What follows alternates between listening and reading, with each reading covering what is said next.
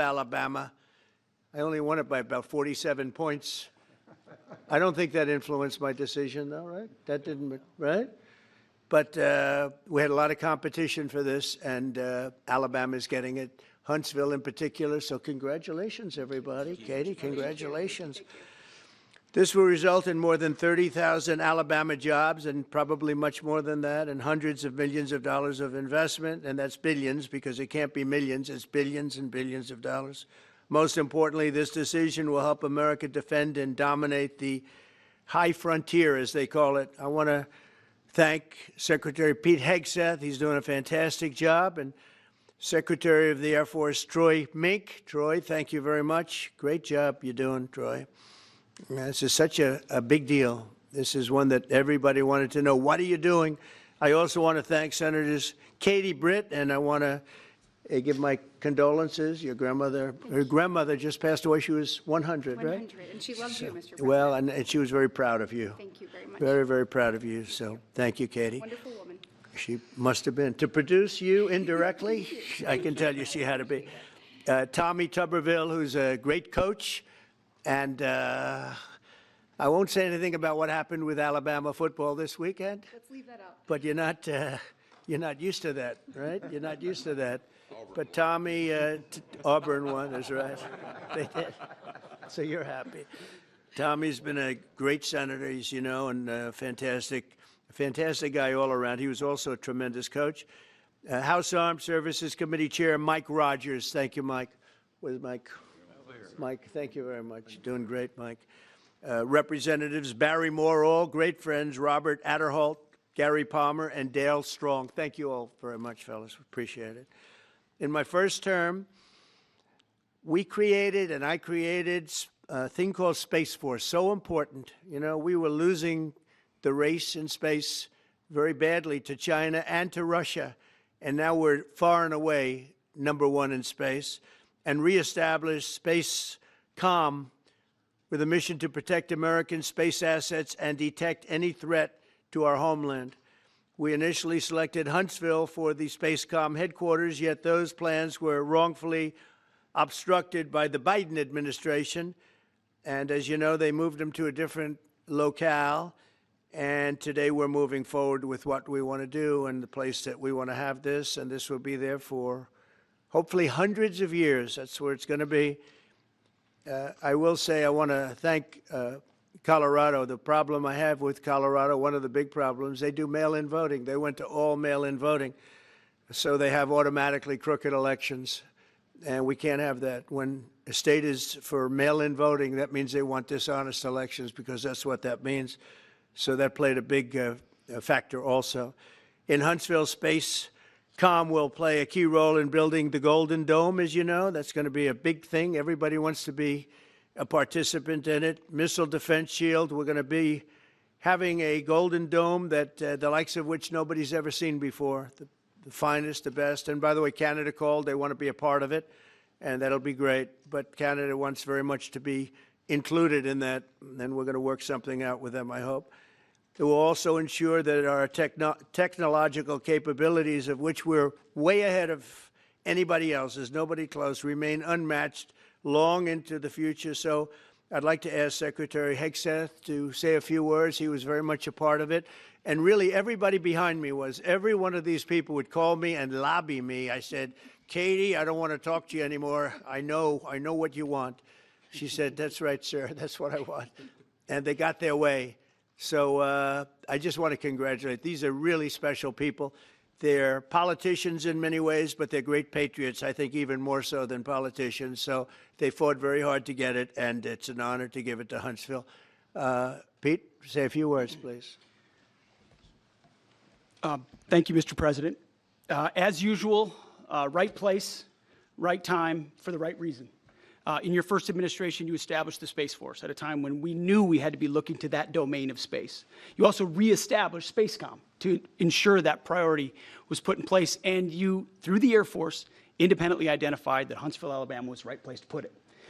For other reasons, in the next administration under Biden, they decided to move it somewhere else. Well, during that time, the DOD Inspector General, the Government Affairs Office, they did their own assessments, and where did they say SPACECOM should go? Huntsville, Alabama.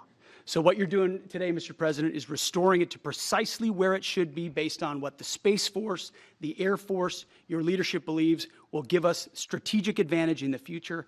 That is Huntsville, Alabama. We are way ahead in space, but this will ensure we stay leaps and bounds ahead because that's the most important domain. Whoever controls the skies will control the future of warfare. And Mr. President, today you're ensuring that happens. Thank you. Thank you very much. Katie, would you like to say something? Mr. President, we are grateful for your leadership on this and restoring Space Command to its rightful home in Huntsville, Alabama. This delegation has worked together, both chambers, both parties, to make sure that Huntsville was the place that Space Command called home. As was mentioned, obviously the Biden administration chose to make this political. What we want to do is put the safety and security of Americans first. We want to make sure that our war fighter is put first, and we want to make sure that America continues to lead. And today, Mr. President, you've allowed that to happen. Thank you. Thank you very much. Tommy, please. Yeah, thank you. Thank you, Mr. President. This is a great day for our country, not just for our state of Alabama. We need help in our military. We need to catch up. And as Secretary has said, we're not behind in space, but we know where we're at, and we need to expound on that. Now, this move will save the taxpayers $480 million. It's not going to cost more. It's going to cut $480 million. We have the plans intact. It'll be behind a secure wall in Huntsville, Alabama, at Redstone Arsenal. We have 40,000 people there. We have the FBI there. We have missile defense there. We have NASA, Blue Origin, and SpaceX. It is the perfect place for Space Command. I would tell you today, and I've spoke with the President for the last 3 or 4 years about this, if I thought it needed to go somewhere else because I understand the security of our country, I'd be for that. But the best place for Space Command is Huntsville, Alabama, because what we have and what it means to this country is going to be so important. So thank you, Mr. President, for this, and we look forward to building a huge Space Command and having the Donald J. Trump Space Command Center in Huntsville, Alabama. Here.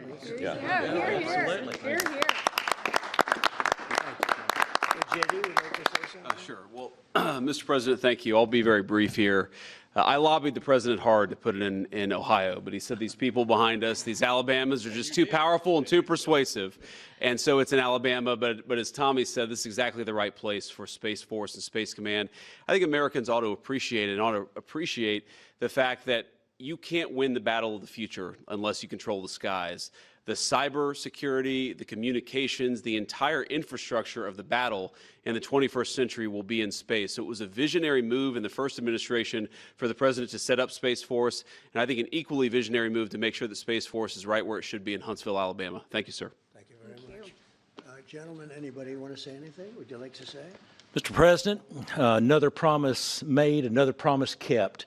You think about it, Redstone Arsenal is critical to national security. The president said when you were the 45th president, let's do what's right for national security. And today, that's exactly what we're doing. It's not because of this or that. It's because it's right for national security. You think of the 21 categories that were evaluated to determine what was best for national security.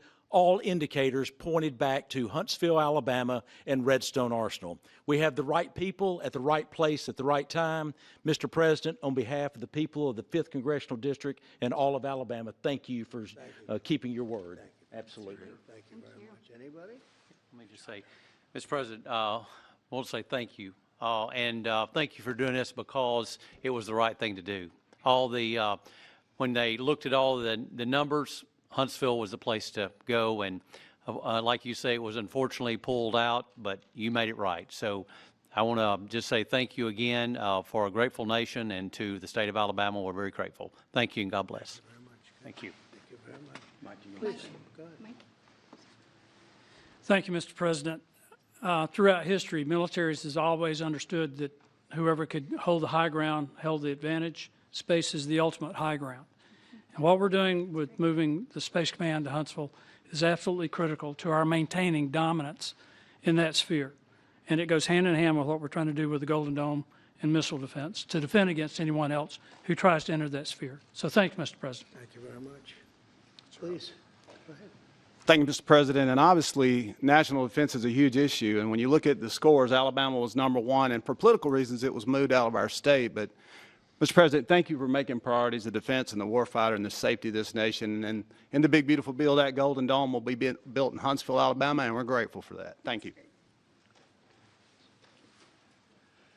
Listen, as chairman of the Armed Services Committee, I care very much about what's most important for our national security. And the President held a nationwide competition to determine where we should have this command. If y'all remember, at the end of that competition, where Alabama came in first, there was a lot of complaints from the other states who did not place well.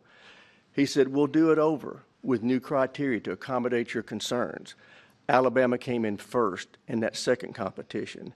His Secretary of the Air Force reviewed the results, said it was fair, and the President named Huntsville.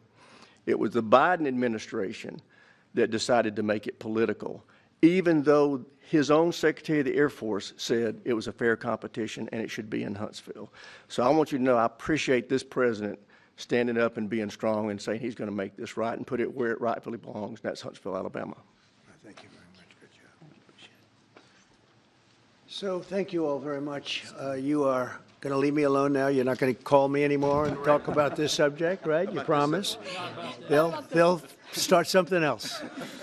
But I just want to congratulate you. It's a very big deal. When you come out and when you leave the room, you'll see that we just, over the last few minutes, literally shot out a boat, a drug-carrying boat, a lot of drugs in that boat.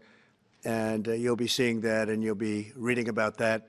It just happened moments ago. And our great general, head of the Joint Chiefs of Staff, who's been so incredible, including what took place in Iran, knocking out potential nuclear power for a long time to come. I think within a month they would have had it if we didn't do what we did. But he gave us a little bit of a briefing, and you'll see. And there's more where that came from. We have a lot of drugs pouring into our country, coming in for a long time. And we just, these came out of Venezuela and coming out very heavily from Venezuela. A lot of things are coming out of Venezuela. So we took it out, and you'll get to see that after this meeting is over. Do you have any questions, please? Yeah, please. Thank you, Mr. President. Senator Cumberville talked about the cost savings associated with this announcement. Can you talk about the strategic benefits by having Space Force Command headquartered in Huntsville? Well, it just works because we have so much else there. And having a central, you could call it a central command, but it really is a command station. Also, even locationally, where it is, and when you think about flying distances, if you can save a half an hour as fast as some of these planes go and things go, and even the rockets go, if you can save by having the best location. So we went out, as you know, to experts, and we had 4 different groups of experts. They all said this was the best location. I also loved it from the standpoint, I know the people of Alabama, they are great people, work hard, and there's no games, and they're very proud of it. And I would say they fought harder for it than anybody else also. A lot of states, 5 states really wanted it, but they wanted it more. And I kid you not when I say that these people, they spoke to me a lot. That's all they wanted to talk about. They didn't want to talk about the weather.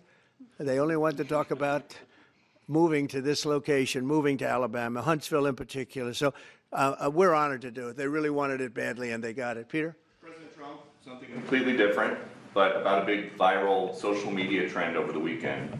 How did you find out over the weekend that you were dead? You see that? No. People didn't see it for a couple days. 1.3 million user engagements as of Saturday morning about your demise. Really? I didn't see that. You know, I have heard, it's sort of crazy, but last week I did numerous news conferences, all successful. They went very well, like this is going very well. And then I didn't do any for 2 days, and they said, there must be something wrong with him. Biden wouldn't do them for months. You wouldn't see him. And nobody ever said there was ever anything wrong with him, and we know he wasn't in the greatest of shape. No, I heard that. I get reports. Now, you knew I did an interview that lasted for about an hour and a half with somebody, and everybody saw that was on one of your competitors. I did numerous shows and also did a number of truths, long truths, and I think pretty poignant truths. No, I was very active over the weekend. They also knew I went out to visit some people at the club that I own, pretty nearby on the Potomac River. And no, I've been very active actually over the weekend. I didn't hear that one. That's pretty serious stuff. I'm glad it's Well, it's fake news. You know, it's just it's so fake. That's why the media has so little credibility. I knew they were saying, like, is he okay? How's he feeling? What's wrong? I said, I just left.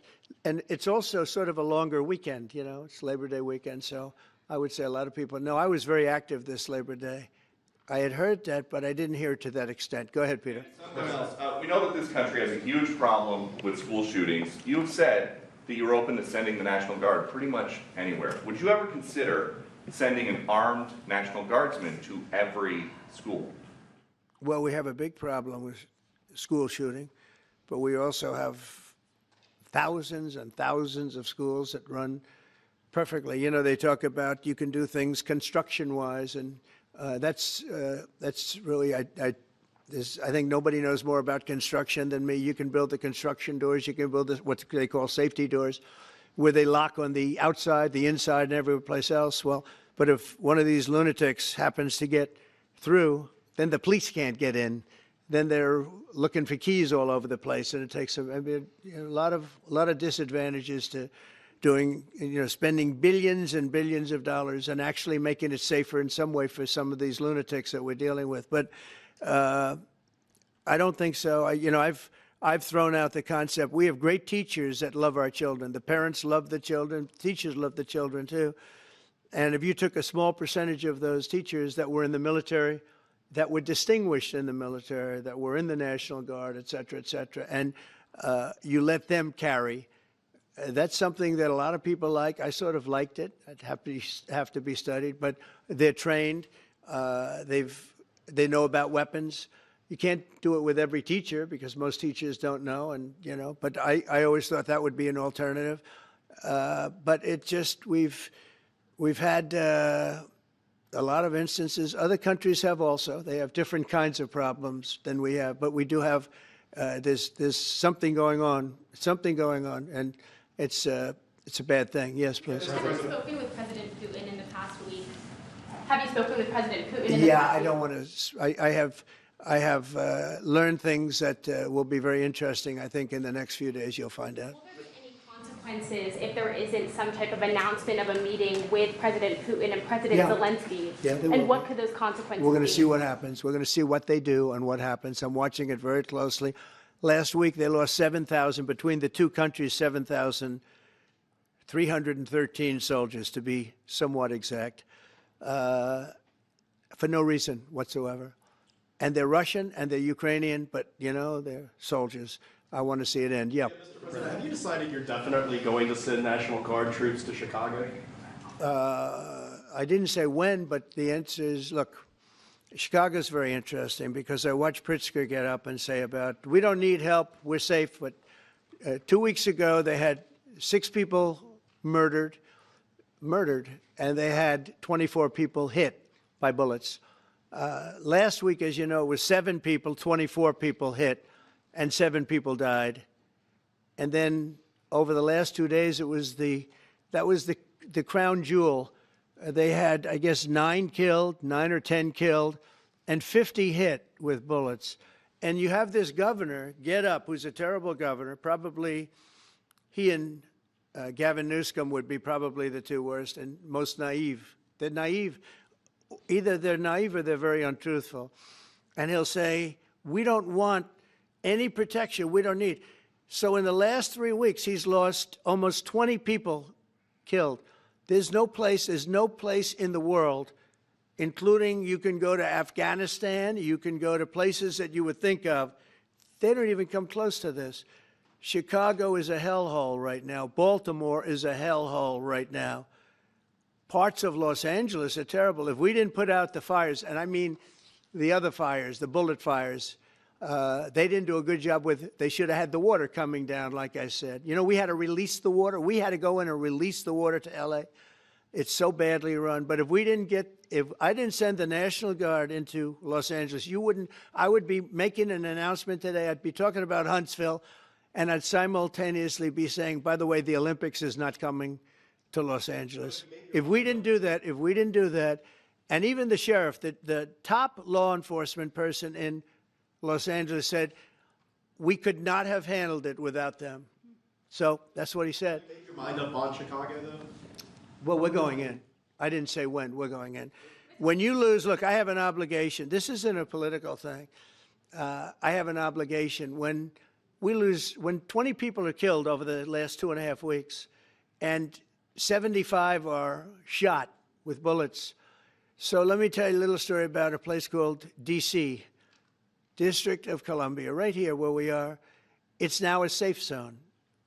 We have no crime. It's in such great shape. You can go and actually walk with your children, your wife, your husband. You can walk right down the middle of the street. You're not going to be shot, Peter. You're safe. Everyone likes you anyway. They probably wouldn't do it. But it's so dangerous. And there are people in this audience that you've suffered greatly. There are people in this audience that have been mugged and hurt badly, and they don't want to talk about it. Maybe you were very brave in talking about it. You made quite an impression on a lot of people. I appreciate it. But there were other people in this room that have been hurt very badly just walking down the street in D.C.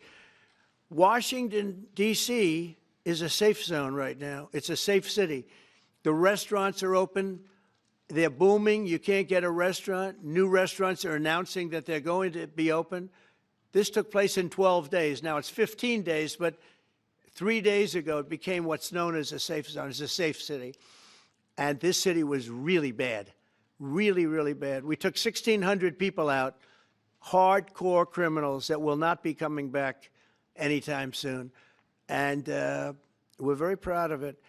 You know, to have our nation's capital lose every week. You know, it was like years, many years, where every single week somebody was killed for many, many, many consecutive weeks. This went on for years. And then we had, last week it was announced that nobody was killed last week. And I made that announcement in front of a very distinguished leader of a country. And I'm saying proudly, ladies and gentlemen, nobody was killed in Washington, D.C. this week. He looked at me like, what's that all about? I say, yeah, we have a little bit of a crime problem. And we don't have a crime problem in Washington anymore. And the mayor has been very helpful, and the police commission has been very helpful, and it's been a great team. And I would love to have Governor Pritzker call me. I'd gain respect for him and say, we do have a problem, and we'd love you to send in the troops, because you know what? The people, they have to be protected. I saw today on one of your networks, not a friendly network, except really the opposite, I would say, very unfriendly network. And they interviewed about 12 people on this morning. Most of them were African American, they were black. And they were saying, please, please, please let the president send in. These were people from Chicago. Please, we need help. We need help. We can't walk outside. We're petrified. If the governor of Illinois would call me up, I would love to do it. Now, we're going to do it anyway. We have the right to do it because I have an obligation to protect this country. And that includes Baltimore. I saw where Governor Moore was asking me to take a walk down the street of Baltimore. Well, Baltimore is a very unsafe place. It's rated number 4 in the city, one of the most unsafe places anywhere in the world. But, you know, we took care. This was a beautiful thing that happened in Washington because we showed that it could be done. And this wasn't just sending big, strong guys, and they are big and they are strong. You know, we had a great decision from the Supreme Court that had to do with sort of talent. It had to do with you are put down based on merit. You can hire based on merit.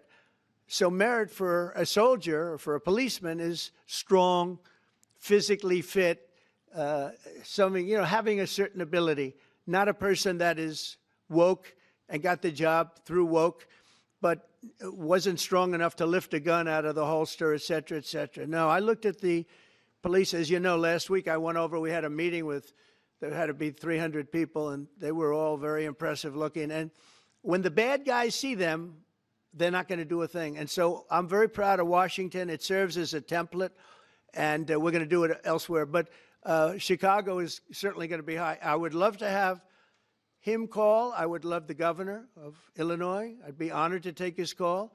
All he has to do is say, sir, we need help. It's out of control. And everyone knows it is. He's not kidding anyone. I would love to have, I would say, Governor Moore call, because I watched him over the weekend trying to explain that Baltimore, what they need is housing. No, they don't need housing. They need to get rid of the criminals. These are hardcore criminals. You know, we took many people off the streets of Washington, D.C. They're hardcore. They're not going to be good. In 10 years, in 20 years, in 2 years, they're going to be criminals. They were born to be criminals, frankly. They were born to be criminals, and they're tough and mean, and they'll cut your throat, and they won't even think about it the next day. They won't even remember that they did it. And we're not going to have those people. Washington, D.C. is now a safe zone. It's a safe place, and you can walk, Katie, you can walk right down the street with, by the way, one of the biggest human beings I've ever seen, which is her husband. He was a football player for like 11 years in the NFL. He's a big person. But big doesn't mean anything when they have guns and when they have knives and everything else that they have, right? But you can walk right down the street, even by yourself, and you're totally safe. Washington, D.C. is a great thing. Yes, ma'am, please. Mr. President, as you're calling on Democratic leaders across the country to work with you on crime, do you see your efforts here in D.C., including, for example, working with Mayor Bowser here as a model for bringing more bipartisanship in matters not only with crime, but also issues that matter to everyday American people's lives? So Mayor Bowser's been great. She could have taken the thing, oh, well, and then after I clean it up, they'll take credit for it. You know what they do is they take credit. Like, we cleaned up Los Angeles. We did a great job there. And it was overwhelming what was going on. And again, the police chief made a statement that we could not have done, there's no way they could handle it. You saw what was happening out there. It was going to be a disaster. We stopped it cold. If we didn't do that, would have been a very sad day. And you know, remember, we have the Olympics, we have the World Cup, we have all these things coming, and we have 250, all of these things coming. But I watched Newsom get up and say he's doing a great, he's not, we're the ones that did it, and that's okay, whatever it takes, but the main thing is but he got up and said, we did it. Well, he didn't want us there, and he's going to need us again because it's starting to form again. I see it. It's starting to form again. You know, we have to maintain. It's like maintenance on an airplane. You can buy it, but you have to maintain it. And if you don't maintain it, a good plane becomes very unsafe very quickly. So it's an honor to do it. A lot of presidents wouldn't do what I'm doing. I don't need this heat. But when I watched television last night and I'm watching the news and I see that 9 people were killed in Chicago and 54 were badly wounded with bullets, I say, that's not this country. We have to do something. And I do say this, I say this very much. I'm not speaking to anybody but them right now. I would love to receive calls from governors and mayors saying they need help. We'll help them. We have a lot of people. We have a great force. We have a great military force. You know, Pete will tell you that when I was running for office, and this was a big headline, I think, you know, probably got me a couple of votes, but you couldn't sign people in the military. Nobody wanted to join the military, the Army, Air Force, the Navy, Marines, Space Force, Coast Guard. We never forget Coast Guard because they've done such a great job. Never. But nobody wanted to join any of them. We were way below what we wanted. Every single one. The closest was the Marines, whatever that is. You'll explain that to me. But the closest was the Marines. But every service was way down, way down. And then I got elected, and our country's the hottest country anywhere in the world right now. Everybody's talking about the USA. They're talking about the job that we're doing. Everybody. We have the best economy. We have a very, very important decision being made by the Supreme Court because our country is the richest, the strongest, the most powerful. But if for some reason some liberal court, I'm talking about the court that just ruled, where even an Obama judge voted in favor of us, which I gave him a compliment yesterday, as you know. I said that took great courage. But it's a liberal court, and it's going up to the Supreme Court, who I think have been incredible people. I think they've made very wise decisions. But the tariff question, because without the tariffs, this country is in serious, serious trouble. We've taken in almost $17 trillion of investment is coming in. Most of it is coming because of tariffs. And if for some reason somebody wanted to be politically correct, I actually think it's unpolitically correct. I think politically correct is to approve it, because there's nothing so popular as what's happened to our country. Our country is doing so well. But we had a liberal court gave us a very shocking ruling, and that ruling is basically saying that the trillions of dollars that are pouring into our country, putting us in a position like no country is anywhere in the world, that they'd like to see us that taken away. By the way, a lot of the people behind that lawsuit, that particular, are from foreign countries, I might add. There's a video that is circulating online now of the White House where a window is open to the residents upstairs and somebody is throwing a big bag out the window. Have you seen this? No, that's probably AI generated. So Actually, you can't open the windows. You know why? They're all heavily armored and bulletproof. So that's a fake video?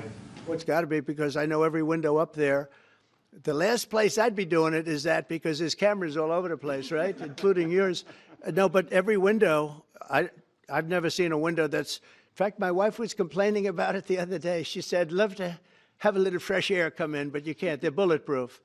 And number one, they're sealed, and number two, each window weighs about 600 pounds. You have to be pretty strong to open them up. No, that has to be, where was the window? Let me see.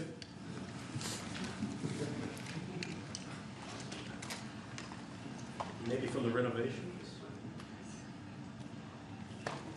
Which is the window? It looks like this is on the 15th Street side, I think. Yeah. So right here. Yeah, those windows are sealed. Those windows are they're all sealed. You can't open them. What you were saying regarding the federal. It's the kind of thing they do. And one of the problems we have with AI, it's both good and bad. If something happens really bad, just blame AI. But also they create things, you know, it works both ways. If something happens that's really bad, maybe I'll have to just blame AI. But there's truth to it, because I see so many phony things. I saw something as I was growing up, from the time I was a baby till now. I said, who did that?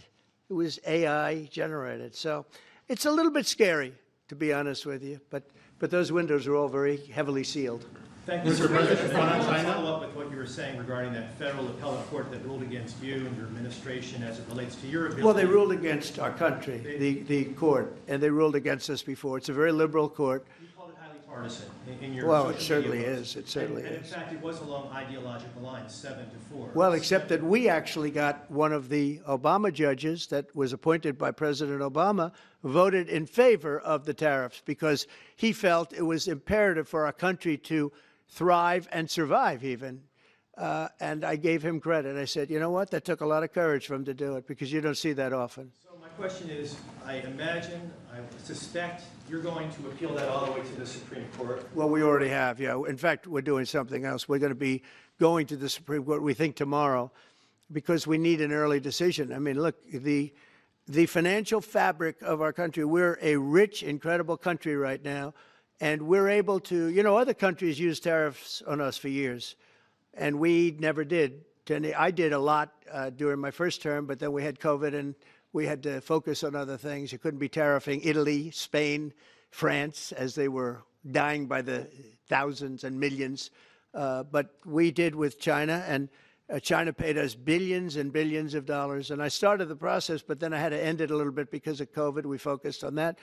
But no, it's a very important decision, and frankly, if they make the wrong decision, it would be a devastation for our country. We've taken in trillions of dollars, and by the way, all these countries signed agreements. As an example, they're all happy, everybody's happy, but some whack job put in a lawsuit. It went before a very liberal court, and the liberal court ruled, it was 11, they ruled 7-4. With one of the most liberal of them all voting in our favor, because they're patriots. I think I give tremendous credit to that judge. And now it's going to the Supreme Court. Now we're going to be asking for early admittance. We're going tomorrow, and we're going to ask for an expedited ruling, because You know, when you look at the stock market's down today, the stock market's down because of that, because the stock market needs the tariffs. They want the tariffs. If you look at AI, all of those, you know, all of that money that's going to be invested, trillions and trillions of dollars, the biggest thing, bigger than the internet, I suspect. It's the internet plus 3 or 4 other things combined. We are leading very substantially with AI. We're leading because of tariffs. We're leading because of talent, and this is where they'd like to be. But without the tariffs, we wouldn't have a chance because we wouldn't be able to protect those investments of the companies coming in. So if you took away tariffs, we could end up being a third world country. That's how big the ruling. So we're asking for an expedited ruling. As a backstop to that, President, you have a Republican-controlled Congress. You control the House. You control the Senate. Yeah, but we don't have 60 votes. We don't have 60 votes. I'd love to do that. Oh, if we had 60 senators, if we got the 60 votes, we would get them. But we need 60 votes, and we need, you know, a certain number in the House.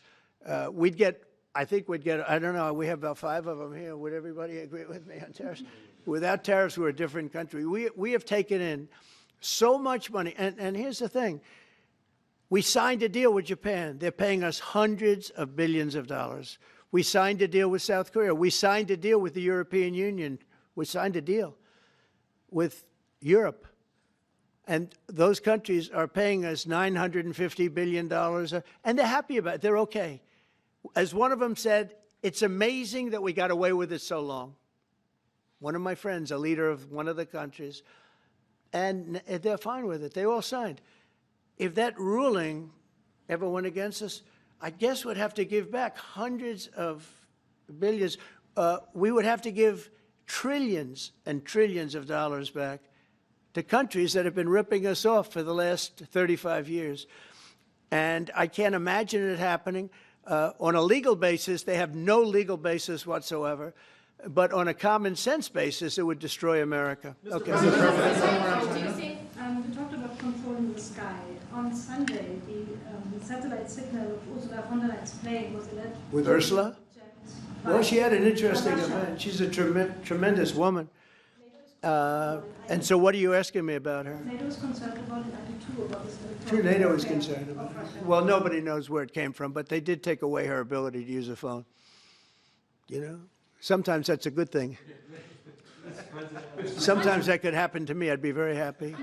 Mr. President, reducing the tariffs on India from 50%. What does that mean? Are you considering taking away some of the tariffs that you've imposed on India?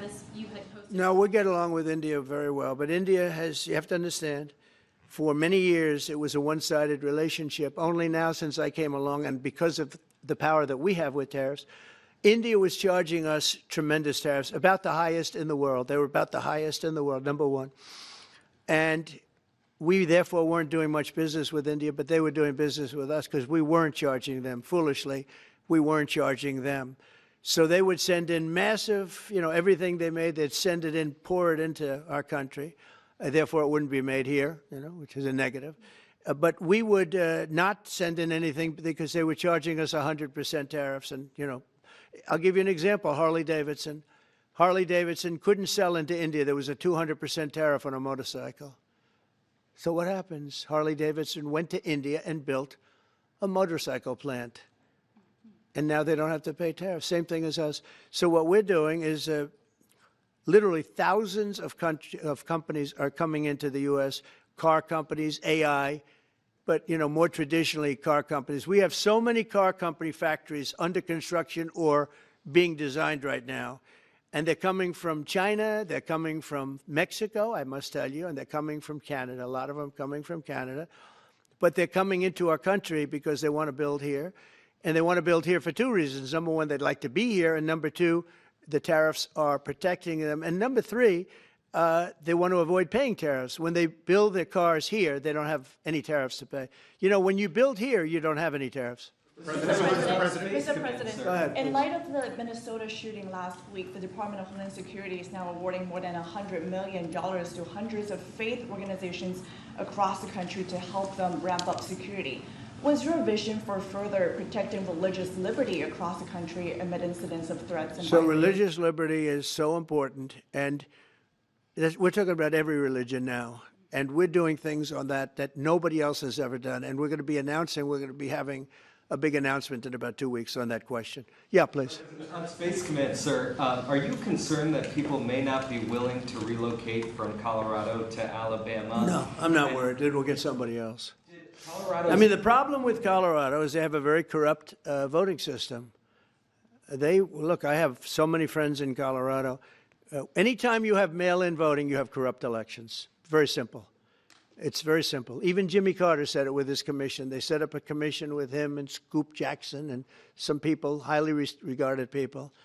And they said the finding was, if you have mail-in voting, you will have corrupt elections. Well, your radical left governor decided that he was going to have all mail-in voting in Colorado.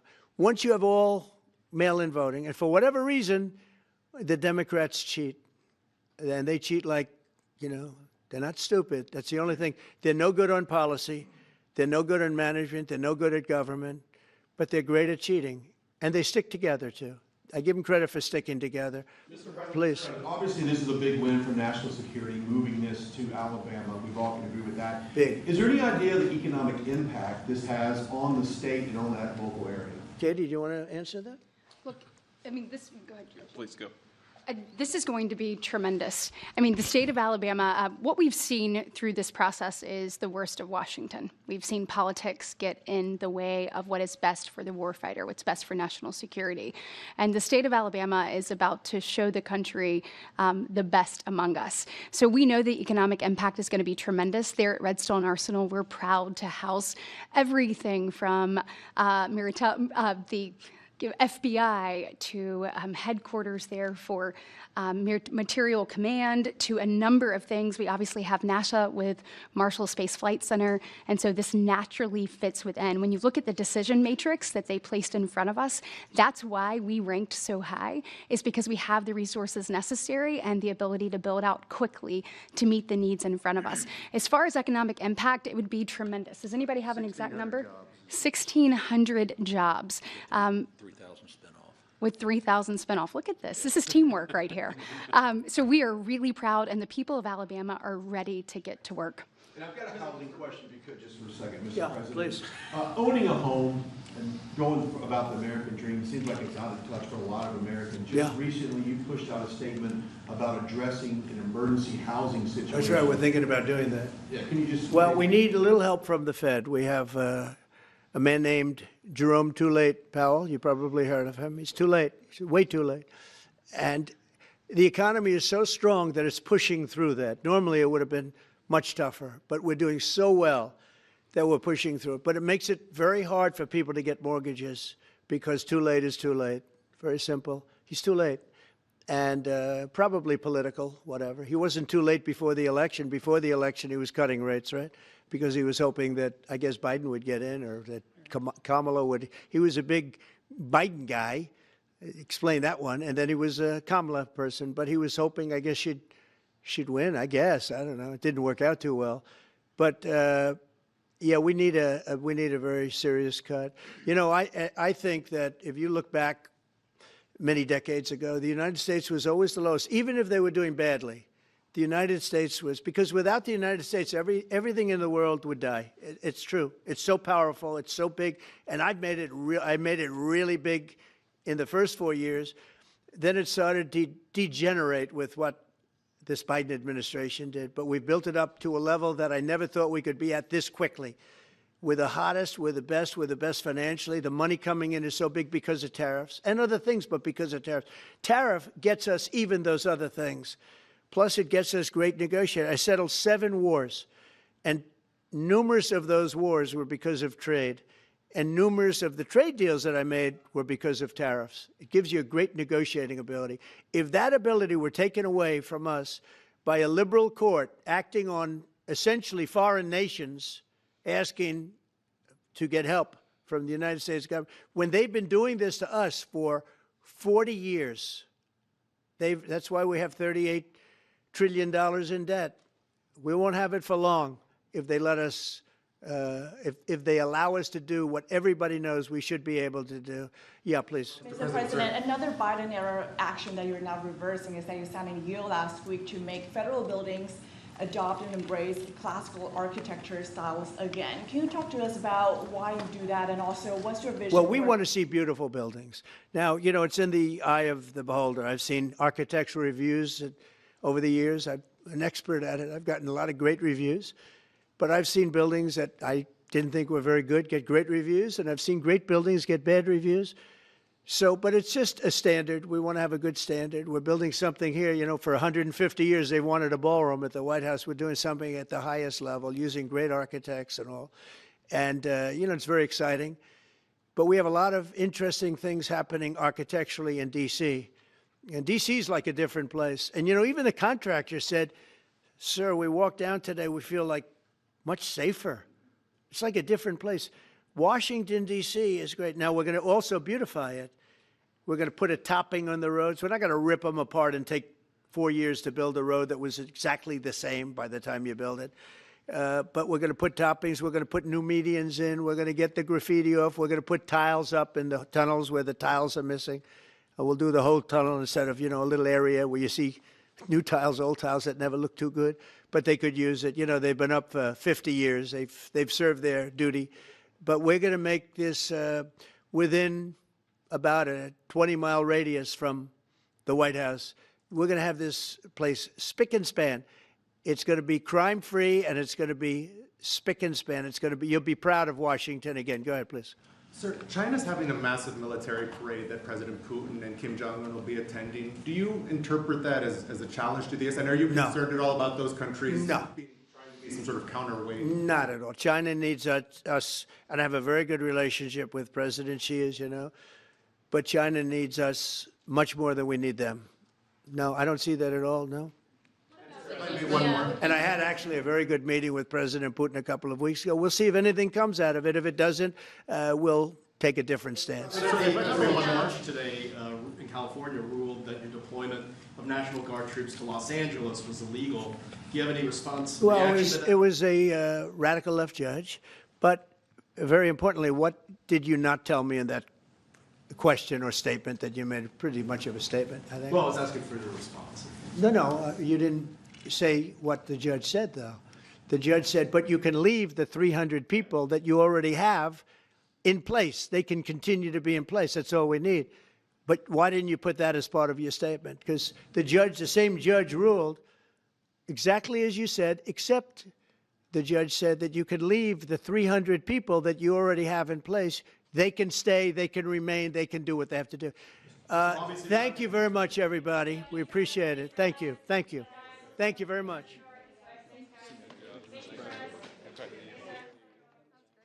Thank you, guys. Thanks, press. Thank you. Let's head out. Let's go, guys. Thank you. Thank you, press.